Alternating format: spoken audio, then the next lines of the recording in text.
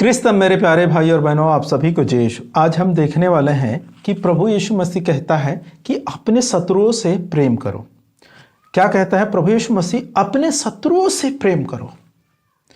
देखिए, जब हम पढ़ते हैं सतमती के सुसमाचार अध्याय 5 पद संख्या 43, 44 और 45 में, तो यहाँ पर लिखा हुआ है, मैं आपके लोगों के लिए पढ़ता हूँ, आप ध्यानपूर्वक सुने। तुम लोगों ने सुना है कि कहा गया है, अपने पड़ोसी से प्रेम करो और अपने बैरी से बैर। परंतु मैं तुमसे कहता हूँ, अपने शत्रुओं से प्रेम करो और जो तुम पर अत्याचार करते हैं उनके लिए प्रार्थना करो। ये प्रभु यीशु मसीह कह रहा है। प्रभु यीशु मसीह क्या कहता है? तुम लोगों ने सुना है कि कहा गया है, अपने पड़ोसी से प्रेम करो और अपने बैरी से बैर। ये कहाँ पर लिखा हुआ है? पुराने ग्रंथ में लिखा हुआ है। पुराने ग्रंथ में लिखा हुआ है। उसी बात को प्रभु यीशु मसीह कहता है कि तुम लोगों ने सुना है कि कहा गया है, अपने पड़ोसी से प्रेम करो और अपने बैरी से बैर। लेकिन प्रभु यीशु मसीह कहता है, परंतु मैं तुमसे कहता हूं, अपने शत्रुओं से प्रेम करो और जो तुम पर अत्याचार करते हैं उनके लिए प्रार्थना करो। कितने बड़े बातों को प्रभु यीशु मसीह कहता है कि अपने शत्रुओं से प्रेम करो। इस जग में मैं समझता हूं कि विश्वासियों में से 100 में से 10% जो विश्वासी ऐसा होगा जो अपने शत्रुओं से प्रेम करता है, अपने शत्रुओं को माफ कर देता है, अपने शत्रुओं से गले लगता है, शत्रुओं के साथ रहते होंगे। इस 100 में 10% विश्वासी होंगे। लेकिन 90% विश्वासी ऐसा है जो इस वचन को कभी नहीं मानते, कभी नहीं मानते। हाँ, मैं इतना कहूंगा कि हर चर्च में इस बातों की, इस वचन की घोषणा करते हैं। हर चर्च में सिखाते हैं कि अपने शत्रुओं से प्रेम करो, अपने पड़ोसियों से प्रेम करो, ये सिखाते हैं। लेकिन बाद में सिखाने के बाद उसे और एक दूसरे नियम से बांध दिया जाता है। विश्वासियों का गलती नहीं है, यहां पर ध्यान देना। मैं ये नहीं कह रहा हूं कि विश्वासियों को गलती है जो अपने शत्रुओं से प्रेम नहीं कर पाते, ऐसे बातें नहीं है।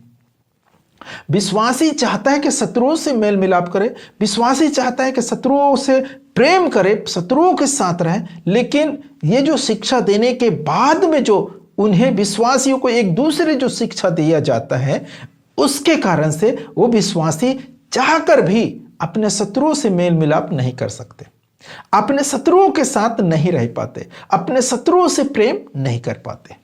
वो नियम, वो शिक्षा कौन है? देखिए, वो लोग मूर्ति पूजक है और अभी मूर्ति पूजा का त्योहार आ रहा है, रक्षाबंधन, उसमें सम्मिलित नहीं होना, नहीं तो परमेश्वर तुम्हें अनंत आग में डालेगा। ये देख, पहले क्या करता है कि अपने शत्रुओं से प्रेम करना है, अपने शत्रुओं के साथ रहना है, अपने शत्रुओं को माफ करना है, उनके लिए प्रार्थना करना है। ये पहले सिखाएगा चर्च में।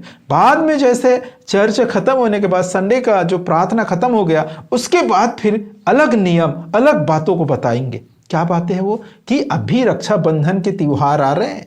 ध्यान देना समस्त विश्वासियों को मैं बता रहा हूं कि अभी रक्षाबंधन के त्योहार आ रहा है, उनमें बिल्कुल सम्मिलित नहीं होना है। हमें राखी बांधना भी नहीं है, उनके नजदीक भी नहीं जाना है।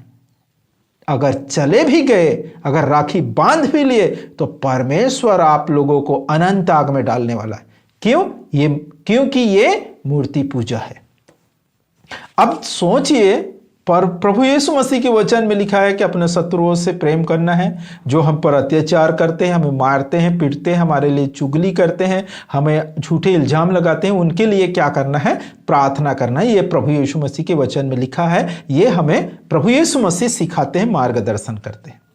अब मैं अपने पड़ोसियों से प्रेम कैसे करूं? मेरे पड़ोसी हो सकता है शत्रु है, क्योंकि मेरे पड़ोसी जो हिंदू है, मुस्लिम है, सिख है, बुद्धिस्ट है और पारसी, बहुत सारे लोग हैं। हम लोग यहाँ पर बहुत धर्म के लोग रहते हैं एक साथ में। और मेरे पड़ोसी लोगों का भी त्योहार आ रहे हैं, सबसे बड़ा त्योहार रक्षाबंधन का त्योहार।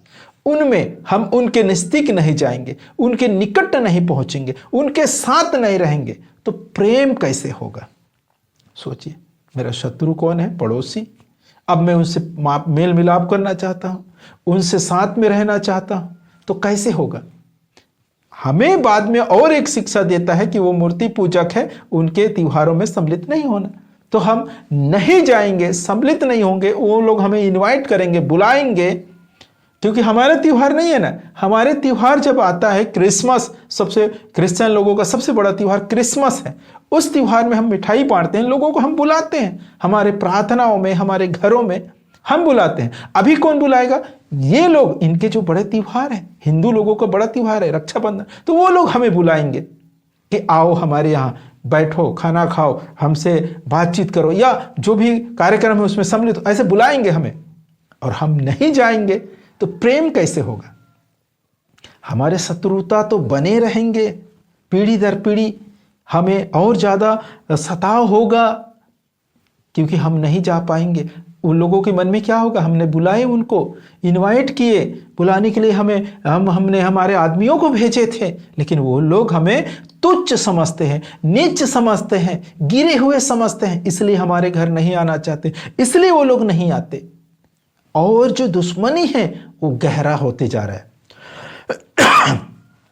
सॉरी, ध्यान देना, दुश्मनी जो क्या हो रहा है और गहरा होते जा रहा है, वो मिटने वाले नहीं है, क्योंकि आप उनकी बुलावे पर नहीं जा रहे, उनके यहाँ भोजन नहीं कर रहे हैं, उनके साथ बैठना उठना नहीं कर रहे हैं, तो कैसे परमेश्वर की वचन सिद्ध होगा और परमेश्वर के वचन हमारे अंदर कार्य करेगा कि प्रभु यीशु मसीह कहता है अपने शत्रुओं से प्रेम करो। क्या शत्रुओं से प्रेम कर पाएंगे? क्या अपने पड़ोसी से प्रेम कर पा रहे हैं? नहीं कर पा रहे। कई लोगों को आप सुनेंगे तो कहता है, अरे रक्षाबंधन में कोई जाना जरूरी है क्या?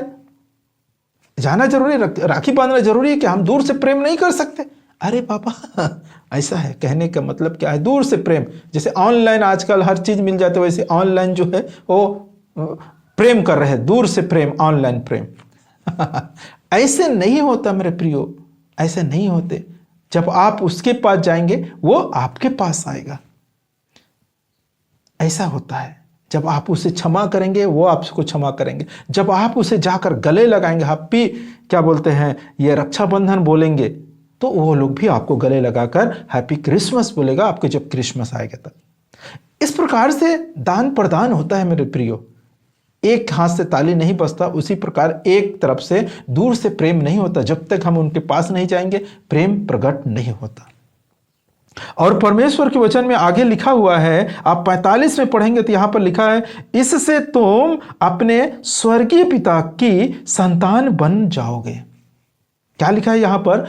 इससे, इस प्रकार से व्यवहार करोगे, आप उनके घरों में जाओगे, रक्षाबंधन में खड़ा हो जाओगे, उसके त्योहारों में सम्मिलित होंगे, आप राखी बांधेंगे, उनके साथ मिठाई खाएंगे, उनके साथ भोजन करेंगे, उनके साथ मेल मिलाप करेंगे, उनके साथ रहेंगे, पड़ोसियों से आनंद और खुशी के साथ रहेंगे, उनसे प्रेम करेंगे, तो क्या हो जाएगा? इससे तुम अपने स्वर्गीय पिता की संतान बन जाओगे, क्योंकि वह भले और बुरे दोनों पर अपना सूर्य उगाता तथा धर्मी और अधर्मी दोनों पर अपना बारिश बरसाता, दोनों पर पानी बरसाता है। क्या करता है वो? दोनों पर पानी बरसाता है, दोनों पर सूर्य उगाता है। इतना ज्यादा स्वर्गीय पिता प्रेम करता है, चाहे पापी हो या कुछ भी हो। लेकिन हम अपने लोगों से, माँ बाप से, अपने बहन से, अब मेरे बहन क्या है, हिंदू है, मैं क्रिश्चियन हूं, इसका मतलब मैं विश्वास में हूं, इसका मतलब सभी लोग विश्वास में नहीं आए, क्योंकि मैंने अपने आचरण को इतना खराब कर चुका हूं इन लोगों की बकवास सुन सुनकर कि मेरे परिवार से अब आने के लिए, वो आने का उम्मीद ही नहीं दिखते। कोई प्रभु के पास आ जाएंगे ऐसे कोई उम्मीद नहीं, क्योंकि मेरे जो आचरण पूरे खराब हो चुका है। यही मंगलसूत्र मत लगाओ, टिकली मत लगाओ, वो लोग मूर्ति पूजा, उनके नजदीक मत जाओ, उनके साथ खाओ पियो मत, बैठो उठो मत। ऐसे करके आज मुझे मेरे परिवार वाले बहुत ही ज्यादा गलत नजर से देखते हैं, और वो लोग हमारे पास आएंगे प्रभु के पास, ऐसा कोई उम्मीद बचा नहीं है, क्योंकि हमारे आचरण के कारण हम बर्बाद कर चुके हैं। तो मेरे प्रियो, आज मेरी बहन, मेरी माता पिता, मेरे पड़ोसी, मेरे रिश्तेदार सब लोग हिंदू हैं। मुझे क्या करना चाहिए? उनसे साथ में रहना चाहिए, उनसे प्रेम करना चाहिए, या छोड़ देना चाहिए?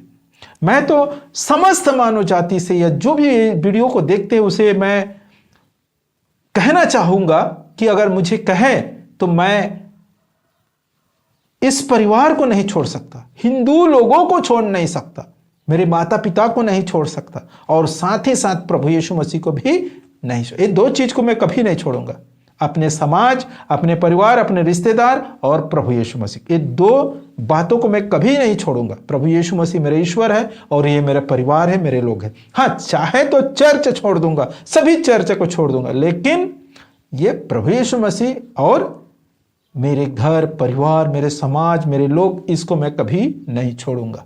ये दो बातों को नहीं छोड़ सकता। तो मेरे प्रियो, आज आप समझ गए होंगे कि हमें क्या करना चाहिए, किस प्रकार से रहना चाहिए, ये आज आप अच्छी तरह का समझ गए होंगे।